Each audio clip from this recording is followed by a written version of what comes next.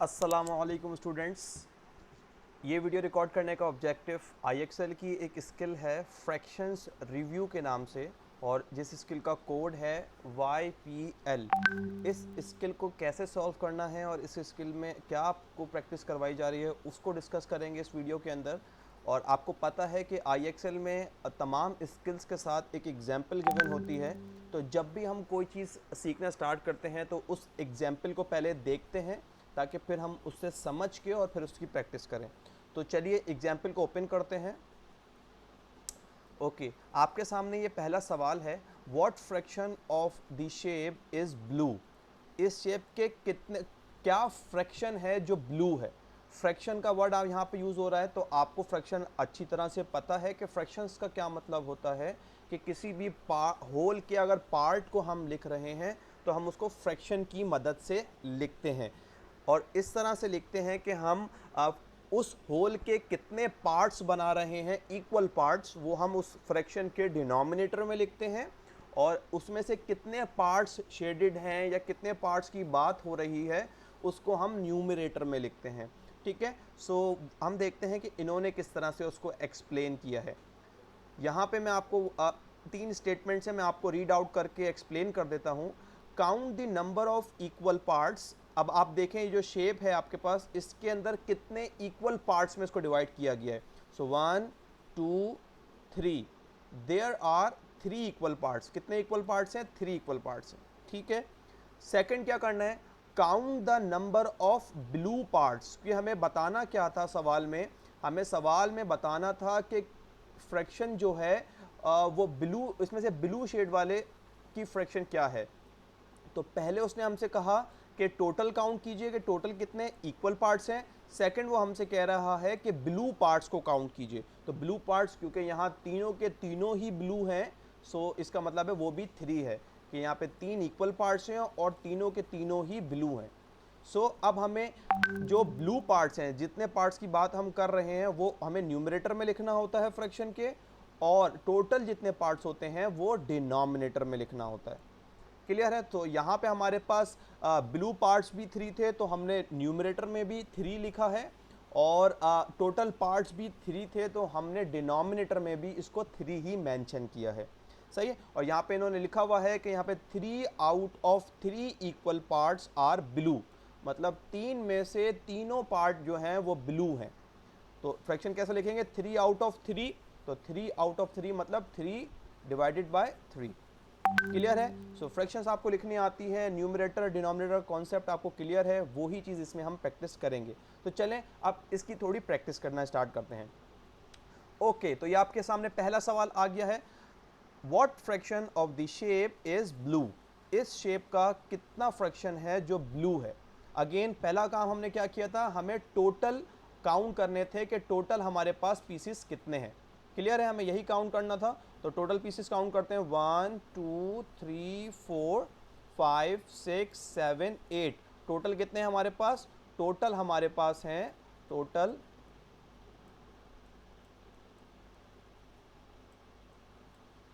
कितने हैं हमारे पास? टोटल हमारे पास 8 पीसेज हैं। क्लियर है? सेकंड उन्होंने क्या किया था, अब हमें ब्लू पार्ट की फ्रैक्शन फाइंड करनी है। तो अब हमें काउंट करने हैं कि ब्लू पार्ट्स कितने हैं। सो काउंट करते हैं, 1 2 3 4 5 और 6। सो ब्लू कितने हैं हमारे पास? ब्लू हैं हमारे पास 6। क्लियर है? अब हमें जब इसकी फ्रैक्शन लिखनी है तो हमें पता है कि जितने पार्ट्स की हम बात करते हैं, जो हमारा केस है, जैसे ब्लू पार्ट्स की बात है, तो वो हम लिखते हैं न्यूमरेटर में, हमने 6 लिखा। और यहाँ पे फ्रैक्शन के लिए यहाँ मेंशन है कि आपको इस स्लैश के साइन को यूज़ करना है। स्लैश का साइन कीबोर्ड में आपको शिफ्ट से पहले वाला साइन होता है, जो एंटर का बटन है उसके नीचे शिफ्ट का बटन होता है, और उससे जो पहले लेफ्ट पे बटन होता है वो स्लैश का साइन होता है। आपको फ्रैक्शन बार लगाने के लिए इस स्लैश के साइन को यूज़ करना है। तो हमने 6 लिख दिया है न्यूमरेटर में, उसके बाद स्लैश, ये फ्रैक्शन आ गई। और उसके बाद डिनोमिनेटर में क्या लिखेंगे? टोटल पार्ट्स वो कितने हैं? 8। इसका मतलब है कि इस शेप का 6/8 पार्ट जो है वो ब्लू है। क्लियर है? ओके, यही चीज़ हम इसमें प्रैक्टिस करेंगे आगे। तो हम इसको सबमिट कर देते हैं। यस। सेकंड हमारे पास एक और फिगर आई है और हमें बताना है कि इस शेप के कितना फ्रैक्शन है जो पिंक है। तो अगेन पहले हम काउंट करते हैं कि हमारे टोटल पार्ट्स कितने हैं। 1 2 3 4 5 6 6 हमारे टोटल पार्ट्स हैं और 6 हम कहाँ लिखते हैं, डिनोमिनेटर के अंदर। तो हमने 6 लिख दिया डिनोमिनेटर में। सेकंड हमें काउंट करना है कि कितने पार्ट जो हैं वो पिंक हैं। तो पिंक कितने हैं, 1 2 3 4 and 5। So 5 parts are pink, so we will write 5 6। 5 divided by 6 पढ़ लिए, जो उसकी सही प्रोनाउंसिएशन है वो 5 सिक्स्थ है। मतलब इस शेप की जो सिक्स्थ पार्ट हैं वो 5 हैं आपके पास। तो 5 डिवाइडेड बाय 6 आप लिखेंगे तो इसका आंसर इजीली हो जाएगा। ये देखिए नेक्स्ट हमारे पास आया है, अगेन हमें पिंक की बतानी है कि क्या फ्रैक्शन है। So let's count the total 1 2 3 4 5 and 6। We have total 6 parts, equal parts 6 हैं, तो हमने डिनोमिनेटर में 6 लिखा। और पिंक की हमें फ्रैक्शन बतानी है और पिंक पार्ट कितना है, सिर्फ एक है। तो न्यूमरेटर में हम क्या लिख देंगे, 1। So this is 1/6 part of this shape is pink. थोड़ा सा हम ये हमारा नेक्स्ट क्वेश्चन है। इसमें क्या कह रहे हैं, which shape shows the fraction 1/3। इसमें से कौन सी फ्रैक्शन है जो 1/3 को शो कर रही है। जाहिर है कि हमने पीछे फ्रैक्शंस में लिखा तो हमें इजीली पता है कि 1/3 का मतलब ये है कि ऐसी शेप होगी कि जिसमें टोटल कितने पीसेज होंगे, टोटल 3 पीसेज होंगे, क्योंकि डिनोमिनेटर में 3 है और उसमें से एक पीस जो है, जो एक पार्ट है वो शेड हुआ होगा किसी भी कलर से। ठीक है, सो इसमें देखें टोटल कितने हैं, क्या इसमें 3 पीसीज हैं, नो, इसके अंदर 8 पीसेस बनाए हुए हैं, तो हम इसको नहीं लेंगे। इसमें कितने हैं, 1 2 3 4 5, इसमें 5 पीसेस हैं, हम इसको भी नहीं लेंगे। इसमें कितने पीसेस हैं, 1 2 3, हाँ इसको हम ले सकते हैं। इसमें टोटल 3 पीसेस हैं और शेडेड कितने होने चाहिए, 1, और इसमें 1 ही है जो शेडेड है। तो इसका मतलब है ये हमारा राइट आंसर है, which is 1/3। Got it. Next हमें बताना है कि इसमें से कौन सी फ्रैक्शन है जो 2/4 के बराबर है, राइट। सो अब 2/4 का मतलब क्या है कि हमें डिनोमिनेटर में 4 है, इसका मतलब है कि हमें ऐसी फिगर देखनी है जिसमें 4 पार्ट्स हों। तो हमें नज़र आ रहा है कि ये दोनों फिगर्स हैं, इन दोनों में 4 पार्ट्स हैं। तो इनमें से कौन सा सही आंसर है, हमें देखना होगा कि न्यूमरेटर में क्या है, 2। इसका मतलब है कि 4 में से 2 पार्ट शेडेड होने चाहिए, और इस फिगर में 4 में से कितने शेडेड हैं, सिर्फ एक शेडेड है। तो ये 1/4 है, हमें क्या चाहिए, 2/4। मतलब ये वाली फिगर लेनी होगी, क्योंकि इसमें 4 टोटल पार्ट्स हैं, इक्वल पार्ट्स, और उसमें से 2 जो हैं वो शेडेड हैं। तो न्यूमरेटर और डिनोमिनेटर को देख के हमें आइडिया हो गया।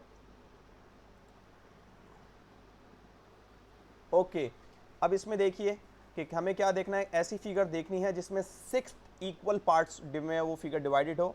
इसमें कितने हैं, 1 2 3 4 5, इसमें 5 हैं, ये हम नहीं ले सकते।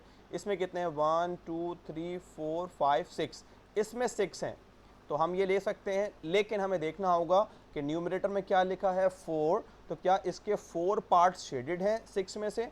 तो काउंट करते हैं कि शेडेड कितने हैं, 1 2 3 4, यस, इसके अंदर 4 पार्ट्स शेडेड हैं और टोटल 6 पार्ट्स हैं।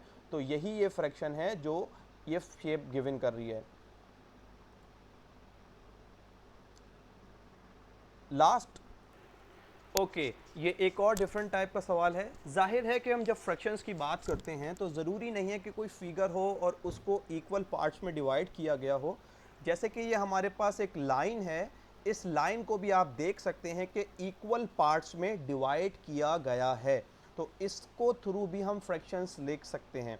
और वो कैसे, पहले आप क्या काउंट करते थे, आप काउंट करते थे total number of equal parts कितने हैं। तो आप इस लाइन के साथ भी वही काम करें, आप देखें कि इस लाइन पे टोटल इक्वल पार्ट्स में कितने पार्ट्स में इसको डिवाइड किया गया। ये हमारा फर्स्ट पार्ट, ये सेकंड, ये थर्ड, ये fourth, fifth, sixth, seventh and eighth, total 8 parts हैं जिसमें इसको डिवाइड किया गया है। तो टोटल पार्ट्स हम कहाँ लिखते हैं, डिनोमिनेटर के अंदर। तो हमने डिनोमिनेटर में लिख दिया 8। इसका मतलब है इस पूरी लाइन को 8 इक्वल पार्ट्स में डिवाइड किया गया है। अब ये डॉट हमें बताएगा कि कहाँ तक इस लाइन को लिया गया है। जैसे कि वहाँ पे हमें कलर्ड पार्ट से पता चलता था, यहाँ हमें पता चलेगा अगर ये डॉट यहाँ पे होगा तो इसका मतलब है कि सिर्फ एक पार्ट को लिया गया है। अगर ये डॉट, ये जो डॉट है, अगर ये डॉट यहाँ पे होगा इसका मतलब है कि इन 2 पार्ट्स को लिया गया है। ये डॉट यहाँ है, इसका मतलब है कि 3 पार्ट्स को लिया गया है। क्लियर है? सो हमें देखना है कि पहले टोटल कितने पार्ट्स हैं वो हमने लिख दिया। अब हमें देखना है कि ये डॉट कितने पार्ट्स के बाद लगाया गया है।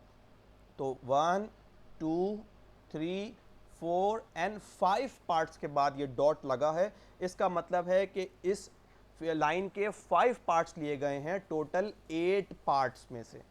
क्लियर है? सो इस लाइन की फ्रैक्शन आप इस तरह से लिख सकते हैं।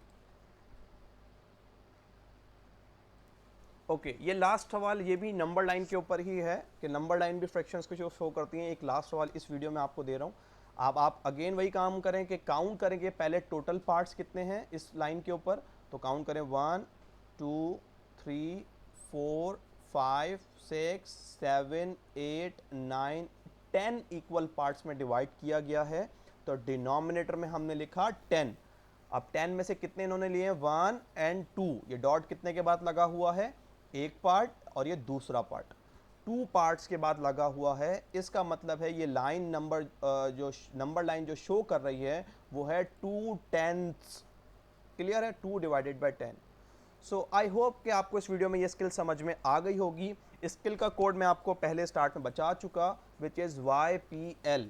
तो जल्दी से जाइए इसको IXL पे लॉग इन कीजिए और इस स्किल को मास्टर कर लीजिए। Thank you so much.